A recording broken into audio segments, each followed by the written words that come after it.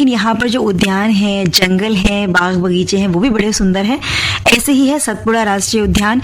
यहाँ पर जंगल की सुंदरता अनुभव करने के लिए आप जा सकते हैं। और सतपुड़ा की पर्वतमालाओं से घिरा हुआ है जो जंगल है, और सब यहाँ बहुत सारे जानवरों से बड़ा ये बहुत जीवंत स्थान है।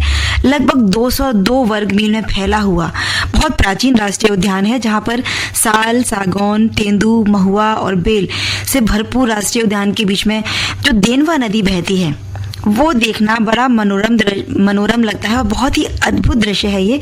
सफारी के दौरान पर्यटक जिप्सी या हाथी में इस नदी को पार करते हैं, और प्रकृति प्रेमियों और वन्य जीव जो एक्साइटमेंट जिन्हें ज्यादा होता है देखने का, उनके बीच तो ये बहुत पसंदीदा जगह है। सतपुड़ा राष्ट्रीय उद्यान पचमढ़ी में घूमने के लिए जो बहुत दिलचस्प जगह है उनमें से ही एक है। बिल्कुल। और इस अभ्यारण्य में बाइसन, चित्तीदार हिरण, हाथी, तेंदुए, बाघ, सुस्त भालू, 4 सींग वाले मृग और कई देशी और प्रवासी पक्षियों को देखा जा सकता है। और इस रिजर्व ने कई वर्षों से लुप्त हो रही दुर्लभ वनस्पतियों और जीवों की रक्षा के लिए कई प्रतिष्ठित पुरस्कार भी जीते हैं। यहाँ सुस्त भालू की बात है नहीं तो हमें याद आ गया वो भवानी प्रसाद मिश्र की जो कविता है ना, सतपुड़ा के घने जंगल, नींद में डूबे हुए से ऊँघते अनमने जंगल। तो वो बड़े, जब हम पढ़ा करते थे इसको पाठ्यक्रम में अक्सर हुआ करते हैं ये, तो बड़ा आनंद आता था। ऐसा लगता था कि सतपुड़ा के घने जंगल होंगे किस तरह से। और जब हम ऐसी कोई कहानी या कविता पढ़ते हैं तो वो जंगल के दृश्य हैं या जो वहाँ विचरते जानवर हैं वो हमारी आंखों के सामने होते हैं, जिन्होंने नहीं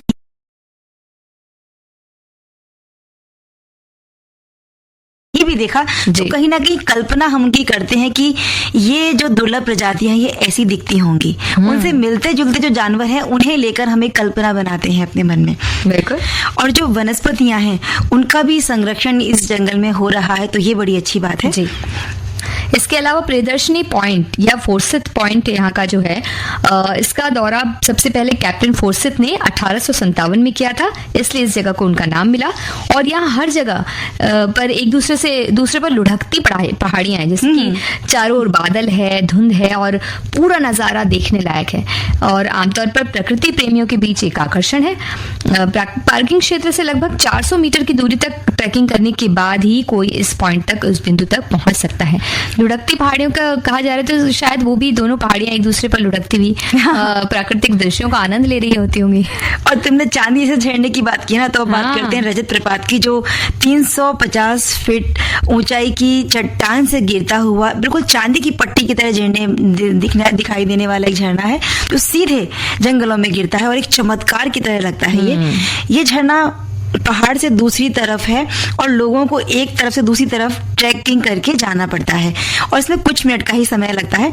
एक बार जब पहाड़ी की चोटी पर पहुंच जाते हैं तो शानदार सतपुड़ा पर्वत श्रृंखला को भी आप देख सकते हैं और ये पूरी हरियाली से घिरी हुई जगह है। बिल्कुल। तो एक मतलब जो ट्रैकिंग आप करते हैं, जो मेहनत करते हैं हम, उसका पूरा दुगना तिगना फल मिल जाता है इतने अच्छे प्राकृतिक दृश्यों के रूप में। वापस आने का तो फिर मन नहीं करता होगा। और अप्सरा विहार झरना भी आप जरूर जाएं। ये खूबसूरत स्थान है, एक पूरा दिन आप यहाँ बिता सकते हैं। आरामदायक वातावरण के बीच घंटों आप यहाँ पे बैठ सकते हैं और अपनों के साथ अगर हम जाते हैं ऐसी किसी जगह पर तो समय का वैसे भी पता नहीं चलता है। और यहाँ पर लोग गोताखोरी और तैराकी का आनंद भी लेते हैं। और एक बड़ी खूबसूरत जगह है जो है पचमढ़ी कैथोलिक चर्च। और ये जो हिल स्टेशन है इसकी हरियाली के बीच बना हुआ ये जो खूबसूरत चर्च है बड़ा शांतिपूर्ण स्थान है। केवल रविवार को ही सामूहिक प्रार्थना के लिए इसे खोला जाता है। और ये कैथोलिक चर्च लगभग 150 साल पहले 19वीं सदी में बनाया गया था। इस चर्च की जो संरचना है वो वैसे तो बड़ी जीर्ण शीर्ण सी दिखाई देती है, लेकिन जब अंदर जाते हैं तो 100 साल पहले की तरह ही बिल्कुल इसकी सुंदरता और इसका जो मनभावन दृश्य है वो देखा जा सकता है। और रीछगढ़ की क्या बात करते हैं, जो 6 किलोमीटर की दूरी पर स्थित है पचमढ़ी से। प्राकृतिक गुफाएं हैं यहाँ पर, आकर्षक हैं, बहुत खूबसूरत हैं, प्रसिद्ध भी हैं।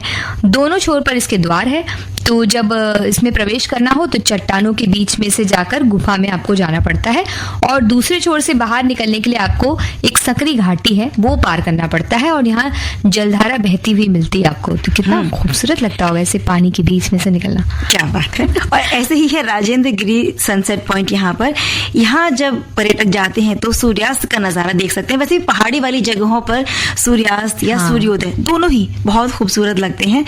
और भारत के पहले राष्ट्रपति इस जगह पर गए थे और उनके सम्मान में ही इस जगह का नाम रखा गया था। वो अक्सर कर इस जगह पर जाया करते थे। और बाइसन लॉज संग्रहालय में अगर आप जाते हैं तो ये स्थान कभी ब्रिटिश व्यक्ति कैप्टन फोर्सिथ का निवास स्थान था, जो 1857 में पचमढ़ी आए थे और फिर यहीं बस गए थे।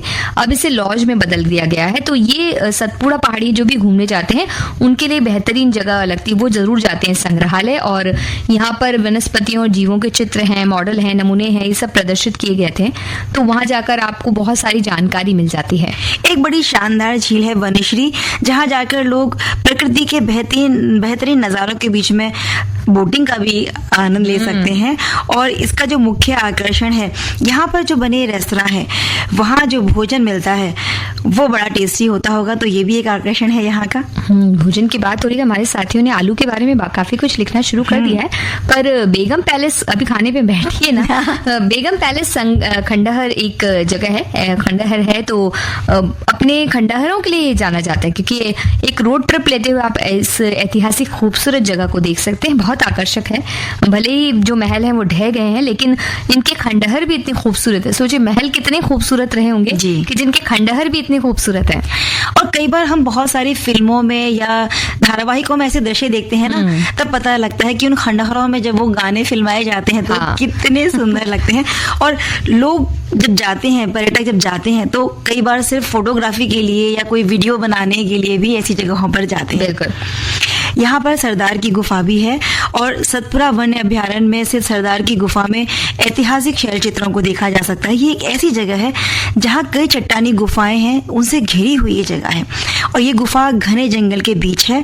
और इस जगह को देखने के लिए गाइड के साथ आप जाएं तो ज्यादा बेहतर होगा। क्योंकि यहाँ पर जानवरों का शिकार करना, पाषाण युग के चित्र आपको मिल सकते हैं।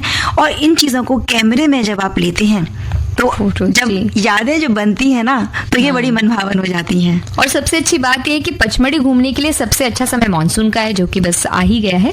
और पचमढ़ी इस मौसम में जीवंत हो जाता है और बहुत खूबसूरत लगता है। इसके अलावा आप चाहें तो अक्टूबर से फरवरी के बीच भी घूमने जा सकते हैं।